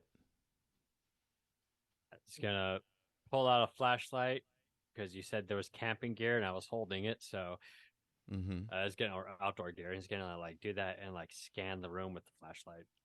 Gotcha. It's one of those shake 'em up flashlights, and you aim that down the hallway, and it opens out into a black chamber, and you could just barely see the edge of some machines. You're not sure what kind. Do they look familiar to me? Like they look like machines you saw in your premonition. Okay. You don't know anything about paper mills, right? No. So you're not sure what type of machine they are. Yeah, we're talking about Maggie. We're talking about Maggie. Yeah, Maggie worked for 4 years at the paper mill at the age of 12. She knows exactly about it. Yeah, no, I am trying to just match visual cues from what I saw in my vision versus what I'm looking at right now. Okay, yeah, you don't see the exact machine, but Hmm. it's probably in there. And the magic sense is powerful in there. It seems to have gotten Okay. more intense. Okay. So I let Jason know that there's magic down here and these machines are bad. Yes, we'll have to be careful as we proceed forward. And he's going to slowly and calmly, well, as calm as he can be at the moment for this character, try and figure out where the movement is coming from. Okay, you'll have to go to the doorway at least Oh yeah, to get a sense. sorry, the perception was he was gonna walk through the door with the flashlight. Gotcha. So you get to the edge and you see there's like a railing and it goes down a level. So you're seeing the top of a big machine. You think where the wood comes down from above. And then beyond that, there's various stations where the wood is turned into different stuff. And you see a light, like a, what do you call it? One of those shop lights is hanging from a railing sort of past the big machine, and it's illuminating this small area, and you can see the edge of a foot poking out from one of the machines, but it's not a foot like you've ever seen. It's like a big ape foot, but brown.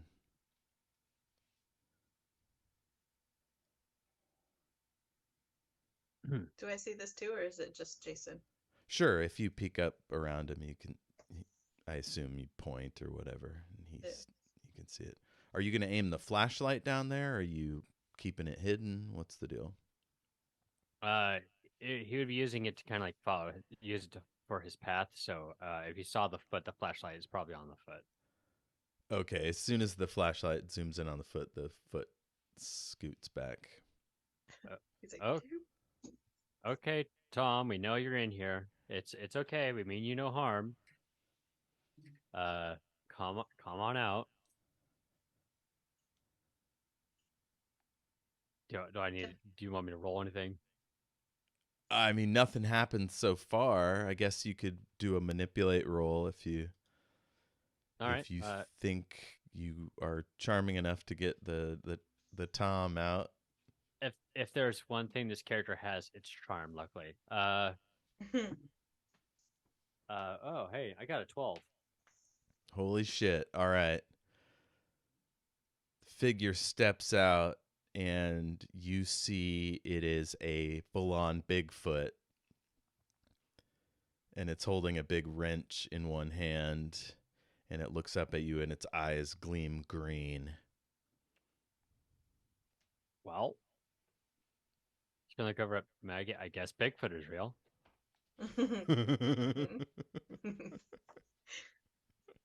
Uh, ha, let's be passive. He's just gonna put the gun away. No harm was meant. Sorry, the tearing of the fence threw me off. I'm a little tense. Hi, I'm Jason Black, magician. He's gonna you reach out for a handshake. Oh, he's still down. He's down a level and maybe 50 feet into the room. It's a Oh, pretty okay. big room. I see. Then instead of that, I'll just like slowly walk towards him. Okay, so you're walking down the stairs. You go around the big machine. You're headed to. Are you staying with him or staying up on the landing? I'm gonna be following him, but I'd like to try and communicate like a sense of like friend, calm, or whatever to them so that the creature knows that we're not trying to hurt it. Okay. Some time has passed, so I'm gonna make you make another use magic roll. Mhm. Unless you're just doing this with body language. No, use magic. 8, 9, 10. I got a 10. Cool. All right. So on a 10, the magic works without issues. So its green eyes look past Jason and right at you, and it turns around and walks back around whatever machine it's by, and you're not sure where it's headed.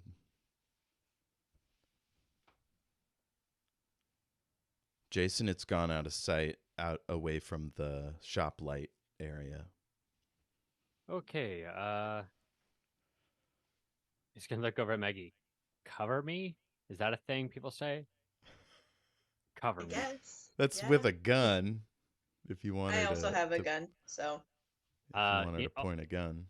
but also while we're at it, he's gonna throw the poncho on the ground. Nope. You're hurting my aesthetic. can't. All right, Poncho has been abandoned. It's ruining my aesthetic. Oh, by the way, how much more time do you guys have? It's it's close to 3. We can we'll probably want to stretch it if to finish this mystery. That's fine. I got a little bit more time, yeah. Okay, cool.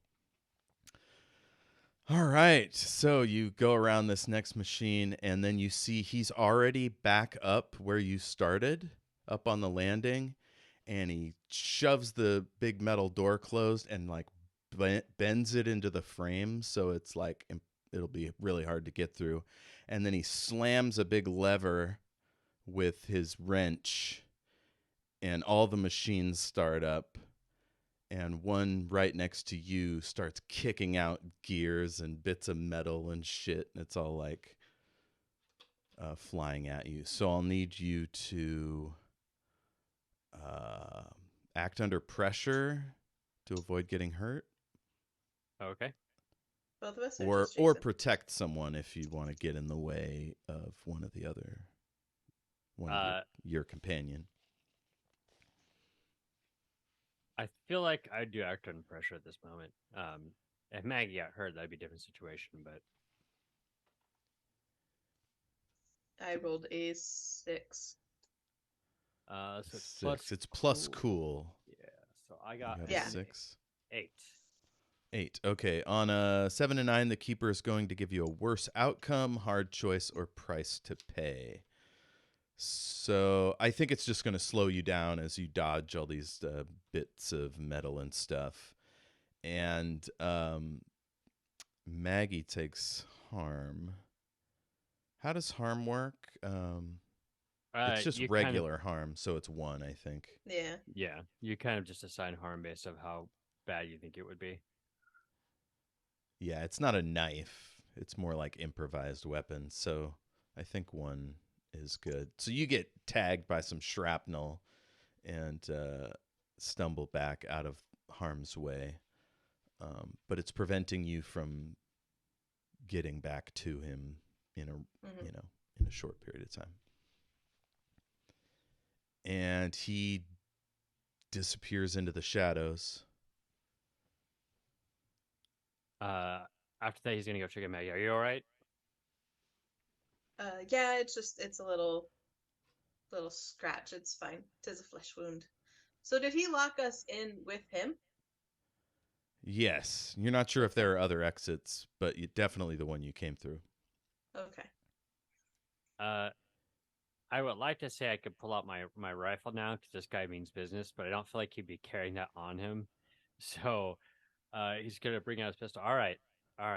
He's gotten violent now. He's tried to actively hurt us, and he's trapped us in here. We need to be careful, but we should consider him hostile. And now you hear the deputy running down the hall and shouting, "What is it? What's happening?"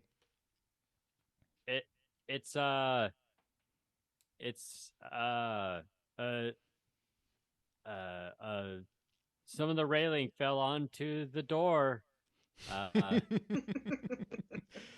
And across the room, past some more machines, you hear a clang and a boom and a crunching of another metal door. And she's banging on the door, trying to, make it open. She's making some progress, but she's not quite through yet. I am going to do again. I'm going to attempt to use magic to enhance my senses beyond human capabilities to try to figure out where the Bigfoot is at. That would be a 10. A 10. On a 10 plus, the magic works without issues. So yeah, the Bigfoot definitely went through the far door and did another yank, shove, block the door thing. Just get his point in a section. We need to go that way. That's the only exit. So Okay. So And I'm good enough to get up and run along. cool. So you get up to that door, and sure enough, it's all crumpled, and the machines here are going, but nothing's flying at you or anything. And the deputy slams open the door back across the room. let's go. He's just gonna like beckon her, like, let's go. He's trying to ditch the deputy right now. Mm-hmm.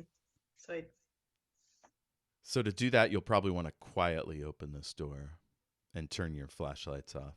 Wasn't it ripped open? It's shoved, like he went through it and then yanked it so it bowed out into the frame. So it's stuck. You'll need to use magic or something to quietly open it. All right. He's just like, can you magic this open? I just look at him and then do a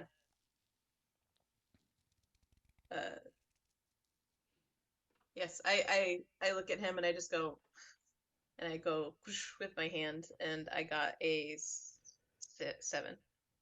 A 7. Okay, so on a 7 to 9, it works imperfectly. Choose your effect and a glitch. So we're going to say like the frame expands and the door shrinks a little bit and it pops open enough for you to get through. But the glitch is the effect is weakened. The effect is of short duration. You take 1 harm, ignore armor. The magic draws immediate unwelcome attention, or it has a problematic side effect.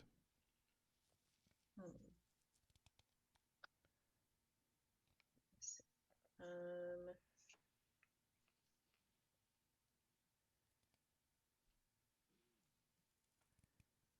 the I would guess the magic drawing attention makes the most sense for the situation. Okay, cool.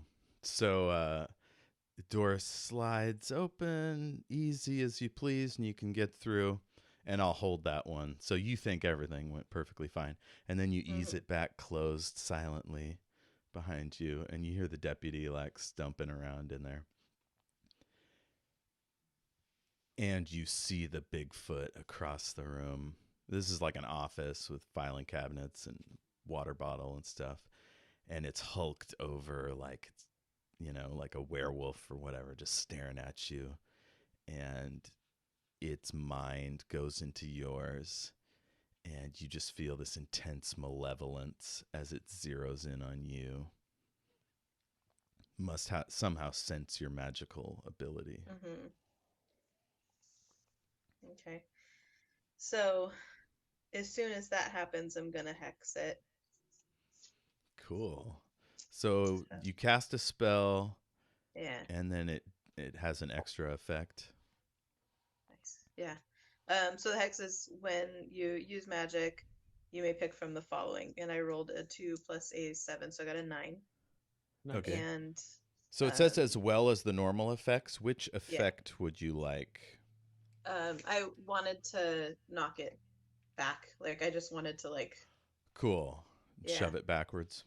Yep. So that's the magical spell, and so the hex is the target immediately suffers harm. 2 harm, magic, ignore armor. 2 harm.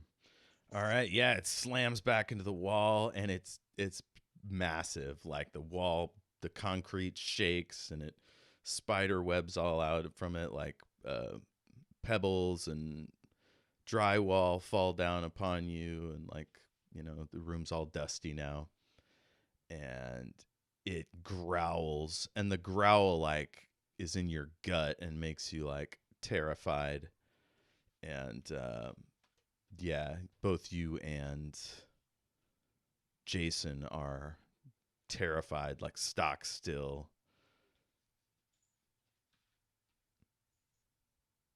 Hmm. Okay, that happened. This is happening. We're doing this, I guess. We've tried diplomacy, and you chose violence. So here we go. He's going to take a shot at him with his 38. Okay, you're trying to hit him. Yeah. Okay. So that's a kick some ass roll. There we go. And that is plus tough. and I have nothing in it. So we'll see what happens. Okay, kick some ass. Nice. 2 6s. I rolled a 12. Hell yeah. So on a 10 plus, choose an extra effect. So the effects are you gain the advantage, you inflict terrible harm, you suffer less harm, or you force them where you want them. So pick two of those. Let's see. He's going to give. Oh, Um, you can also do the advanced on a 12 plus, which is you. So pick one of those, and then you completely hold the advantage. All hunters get +1 forward. You suffer no harm at all. Your attack inflicts double the normal harm, or your attack drives the enemy away in a rout. well, I will say, as the keeper, you get to choose. The advanced, though, is something you have to invest into. It's not something you just get for getting a 12 and above. You have to get advanced improvements. Oh, I see. And then, Okay. yeah. Scratch that. So one of those four, or two of those four, rather. I am going to give Maggie advantage on her next roll. I'm going to take that. You gain the advantage, or you give a +1 forward to another hunter. So I'm going to give that to Maggie. And you get one other one. I do. It says choose one extra effect, and that's the one I was You doing. get you get one effect for getting it right, which is doing harm. Oh, I see. You do harm, and then you get the extra effect. Yeah. So you're giving advantage. So how Yep. much harm is it? My 38 does 2 harm. 2 harm. So it's taken 4 harm. All right. So it teleports right as you shoot it, and bullet hits its shoulder, blood sprays the wall behind it, and then it just disappears kind of as it moves and appears between the two of you and punches you in the side and hits the door, and the door explodes outward. The door behind you. So with damage, can he, instead of doing damage, just shove you down to slow you down and get you out of the way? Kind of, yeah. So if you want to treat it as a similar type of mechanic, um, there's a section on the kick some ass roll. It says you force them or you want them. Yes, that's what he does. He forces you into the corner out of his way so he can get to the other door. And that door just bows inwards and goes flying into the facility. So I'm gonna say Maggie. Well, Maggie, you have a clear shot at him if you want to shoot or Yeah, whatever. I'm But gonna use the big whammy, which is use my powers to kick some ass, but I get to roll weird instead of tough. Um, cool. yeah, so I'm gonna use my forward, so that's I roll 3 and I do the 2 highest ones. Yes. Yeah, Okay. you take the highest the 3 roll, the highest 2 of the 3 dice. Okay, a 6 and a 4 plus my weird is 2, so that would be a 12. Yeah. So on a 10 plus, you do your 2 harm, ignore armor. Mm-hmm. Um, And you get to either give yourself advantage, or give yourself a forward, give me a forward, inflict an additional 1 harm, suffer Mm-hmm. 1 less harm, or force them when you want them. Um, I will. So I can take advantage, give advantage, force them where I want them, or do 1 extra harm. I'll do an Mhm. extra harm because at this point I'm pissed because not only did he like psychically yell at me, which teenagers don't take well, he's hurting the only person that I'm with here. So I'm gonna do an extra harm. Cool. And he harms you back, right? 2 harm. Yeah, Does it's he? a Oh, yeah, it's unless a he forces you where you want him. Oh, Is he's super powerful? Does he? Can he do more harm, or is it always 2? So as far as it goes, technically, whenever you do this shove, it is a kick some ass roll against me. Um, Oh, so I'd actually roll. that's up to you as the keeper. I'm just speaking from a purely mechanical side. It's a he kicks a mass roll, and if you get about a 10 or above, then that's when it kicks in. So that's what would have happened to me. Any damage or any roll you would have done, that would have been up to you. But Gotcha. combat is reactive, so like him doing what he did to me was fine because it's reactive to what I did. And him doing his like if he decides to hurt Maggie, it would be done in reaction to her attack. Gotcha. Okay, so instead of do you shoot him or punch him, knife him? Me? What's it look like? Yeah. Oh, Or Oh, do you have a I magic just attack? go like that. It's a magic thing. Cool. Use your powers to kick some ass and roll weird, so it's a magic. Okay, cool. So you're just shooting him in the back with whatever this is. Hand bullets or whatever. Yeah. I so So suppose it's for now not almost I am. Yeah. almost all of it slews off him like he has a magical force field and like creates this like circle of destruction all around him. The walls, the ceiling, all of it is like falling apart. The hinges from the door go flying into the room, and he It looks says back. Go sorry, ahead. it ignores armor. I don't know if that's armor that he has, but it ignores armor. Oh yeah, no, this is purely Oh, flavor. It hurts him okay. real Okay. bad, but it Cool. a lot of it is sort of spread Yeah. off of him like he's Okay. got some powerful magic. And and he looks back at you and gives you this like dirty look, and then he bolts around the corner out of sight. and you just Jason's like, it's like you shot some kind of missile made of magic. You hear the Magic missile. deputy popping Nah. off shots in there. Um, and she's like, Tom, I don't want to kill you. So Uh, she's probably shooting warning shots. I was like, okay. One thing I've learned to do is never to step near a cop when they're shooting something when they don't know what they're shooting at. It's a pretty good rule, I'd say. So I hate to say this, but I think the Yeti is going to have to escape. Otherwise, either A, he's going to continue to harm us, or B, the cop might accidentally shoot us. That's fair. So you're thinking about staying in this room? Just for like a little bit until like things calm down. Maggie, your premonition is like you feel like Yeah. it's right around the corner. Yeah, I was gonna say I go up and I at least look through the door so I can keep an eye on what's going on. I try and use it as kind of cover for the shooty blasty cop, but I try and Cool. Cool. So you see the deputy up on the landing, popping off shots and turning as it's like coming her direction. Mhm. And it teleports behind her and throws her over the railing into the midst of the machines that are active and dips out of sight up the hallway. I try and protect her from like falling into one of the machines.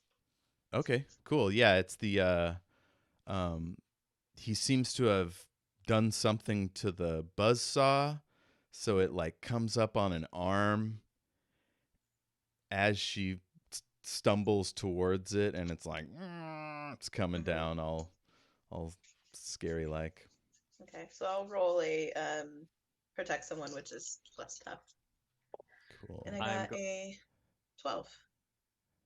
11. Protect someone on a 10 plus. Let's see. You suffer some or all of the harm they were going to get, so we'll say all. Okay. And hold on. What's that? I was saying, you either suffer little harm, all impending danger is now focused on you. You inflict harm on the enemy, or you hold the enemy back. That's your options for 10. Rolling a 10 above a 10. Excuse me. Do one of those sound good? So my first question is when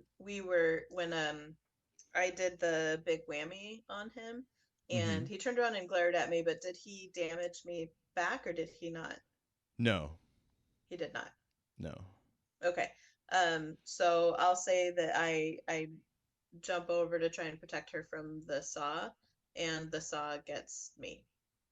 Okay. Not all like magician cut in half or anything, but Yeah. So it was going to do 3 harm.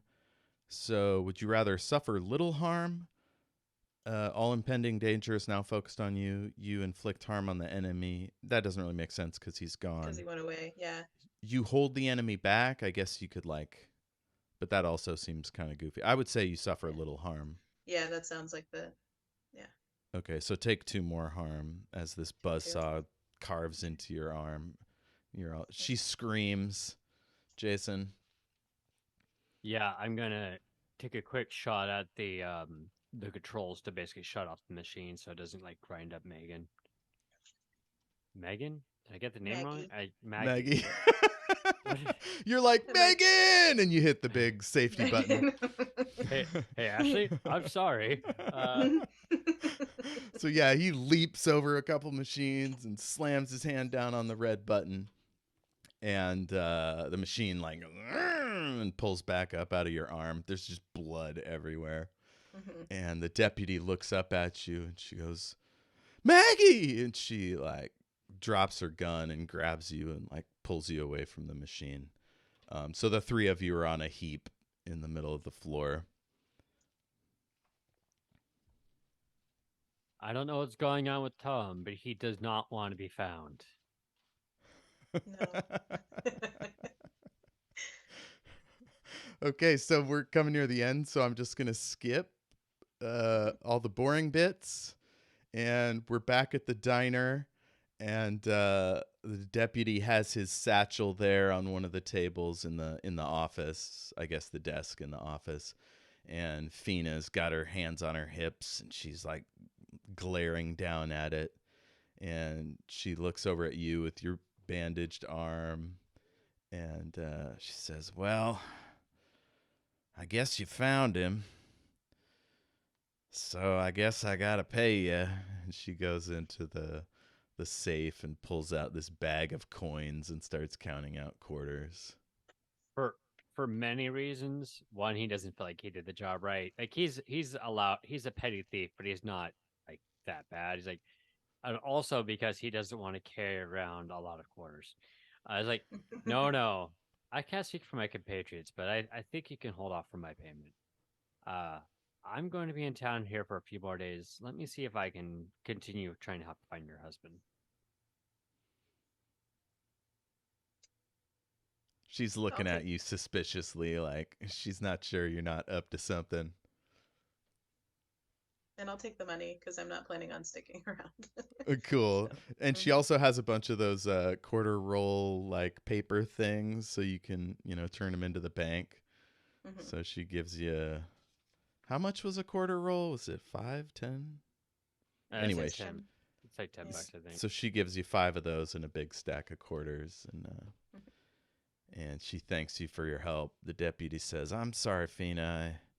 I almost had him." Well, the week's not over. We'll just have to be careful going forward, and I'm going to do what I can to help. That's good of you. Well, I might as well make it up to you guys. I was thinking of making a casserole for me and Rick. Oh, would you look after at the election. time? I have this thing I need to do in town.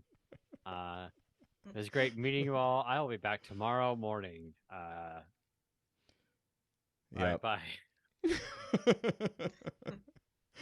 Maggie, you're supposed to get back to the orphanage around 9. There's a party in town for the election that ends around then.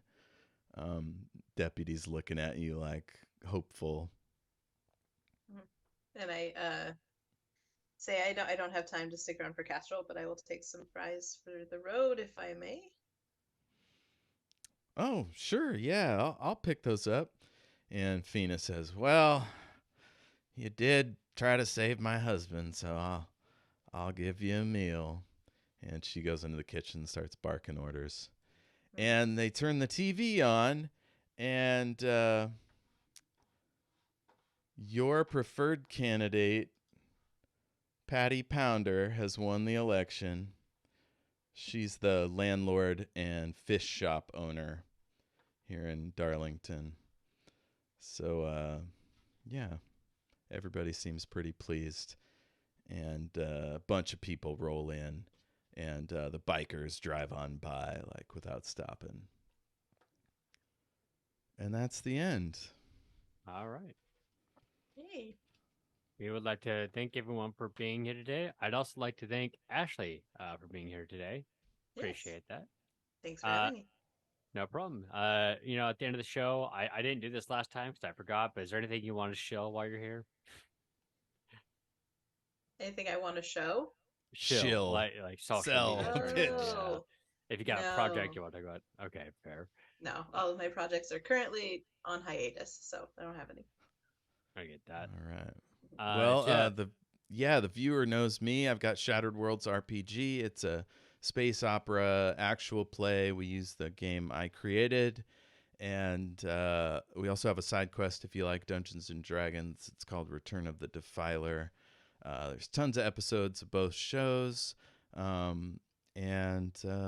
we've got a Patreon, patreon.com/shatteredworldspod, and I think that's all I got. all right. My name is Dean. You can find me at GeekisDean on Twitter and Instagram and Threads. I'm hardly ever on it, but come check it out, I guess. I also, for record, am adamant about not calling it X. So if a viewer has an issue with that, you're just gonna have to deal with it. I already don't like Twitter, but X is a stupid name for a platform. Other than that, like I said, it's at Geekistine. I think that's it for this week. So I would, like I said, thank you all for watching, and have a good week, everyone. See you next week for the normal episode. All right, button on the episode. We zoom in on City Hall. The confetti is being swept up. There's little banners are being taken down. And we go into the mayor's office, and he's sitting there just looking furious. And Councilman Conwell is sitting on the chair just like looking all dejected. And Jack and Spoke are in there. And Brienne's filing her nails. And Conwell's like, Jack, how could you fail me? And Jack's like, we beat up everyone you told us to, and they still came out to vote. And the mayor says, well, Jack, you're going to have to do something I didn't want to ask for. You're going to have to start sucking blood. Dun, dun, dun. Vampire Bikers next time on whatever we're calling this. All right. And I've been referring to this one as stories from the Z Files because we have canonically have used the second best term instead of X Files. It's the Z Files, so that Fox doesn't sue us. Is there anything else you want to go ahead and put out there real quick? That's it for me. Thanks right. for playing. Yeah, this thanks was for a lot of having fun. us. Yeah, next time I'll know the rules better. The good thing about this game is that it does offer a lot of range to just kind of do what you want as long as you get the general basics of it. So no problem there. All right. Well, with that in mind, we'll go ahead and end it for this week. We'll see you all next week with our with the next episode Redacted. And have a good week, everyone. Thanks a lot, Ashley. Bye. Bye-bye.